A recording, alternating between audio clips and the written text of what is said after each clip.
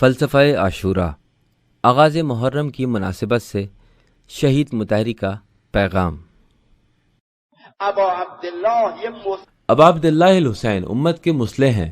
یہ عنوان انہوں نے خود انتخاب کیا ہے کہ انی لم اخرج عشرا ولا بطرا ولا مفسدا ولا ظالما وانما خرجت لطلب الاصلاح في امة جدي اريد ان امر بالمعروف وانهى عن المنکر واسیر سیرت جدی و ابی۔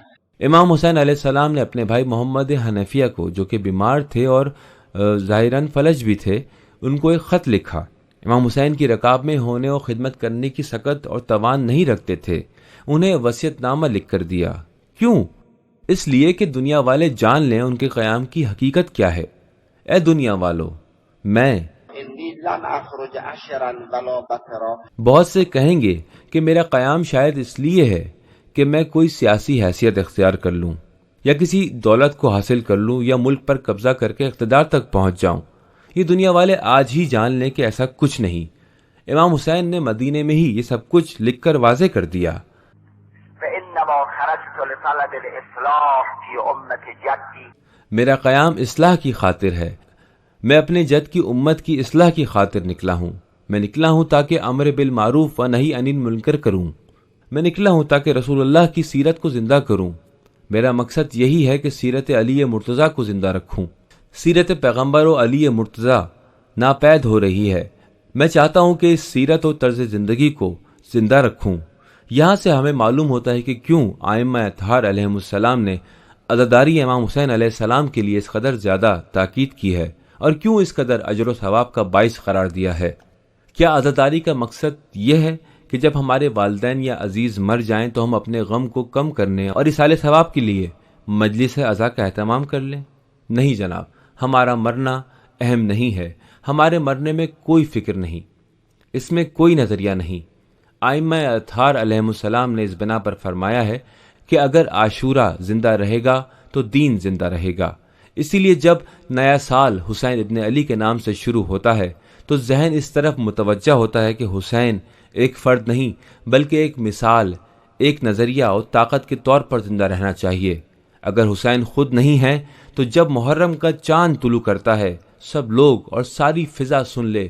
حسین فرماتے ہیں الا ترون الى الحق لا يعمل به والباطل لا يتناهى عنه ليرغب المؤمن في لقاء الله حق۔ کیا تم نہیں دیکھتے کہ حق پر عمل نہیں کیا جا رہا اور باطل سے منع نہیں کیا جا رہا؟ ایسے موقع پر مومن کو چاہیے کہ وہ خدا کی طرف کوچ کر جائے، اس لیے کہ اس راز و اس حقیقت سے زندگی کا شعور، امر بالمعروف کا جذبہ، نہی عن المنکر کا جذبہ، مسلمانوں کے درمیان اصلاح کرنے کا جذبہ، مسلمانوں کی مشکلات کو ختم کرنے کا جذبہ شیعہ مسلمان اور دیگر مسلمین کے اندر پیدا ہو جائے۔ اگر ہم سے پوچھا جائے کہ جناب یہ عاشورہ کیا ہے، ہر سال آپ لوگ عاشورہ کی یاد مناتے ہیں، حسین حسین کرتے ہیں، اپنے سروں اور سینوں کو پیٹتے ہیں، آخر آپ بتانا کیا چاہتے ہیں؟ ہم بتانا چاہتے ہیں کہ ہم صرف اپنے امام حسین کی باتیں نہیں بتانا چاہتے، بلکہ ہم ہر سال تجدید حیات کرنا چاہتے ہیں۔ یا ایھا الذین آمنوا استجیبوا للہ وللرسول اذا دعاکم لما یحییکم۔ ہمیں کہنا چاہیے کہ جناب عاشورہ ہماری تجدید حیات کا دن ہے۔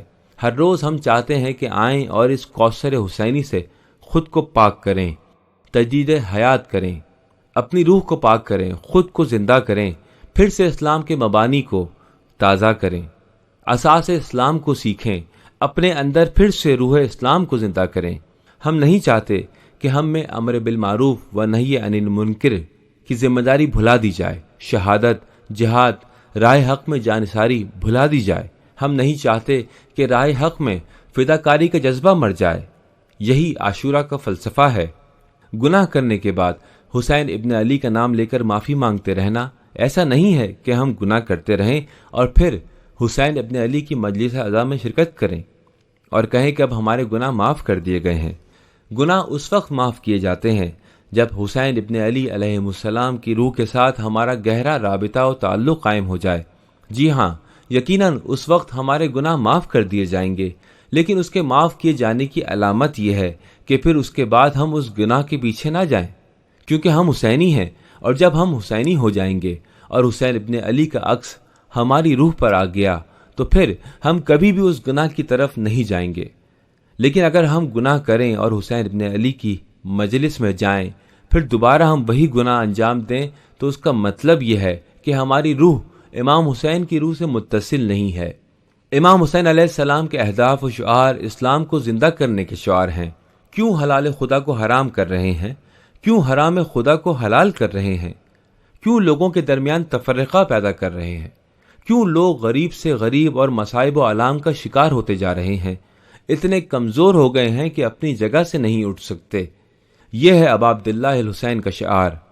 کربلا جاتے ہوئے امام نے ہر کے 1000 سپاہیوں سے خطاب کرتے ہوئے ایک حدیث بیان کی کہ پیغمبر اکرم صلی اللہ علیہ وآلہ وسلم نے فرمایا، اگر کسی زمانے میں حالات بدل جائیں اور حرام خدا کو حلال اور حلال خدا کو حرام کیا جا رہا ہو، ایسے میں کوئی مسلمان جو جانتا ہو اور وہ خاموش رہے، تو پھر خدا کو حق حاصل ہے کہ ایسے مسلمان کو وہاں لے جائے جہاں وہ ظالمین کو لے کر جاتا ہے۔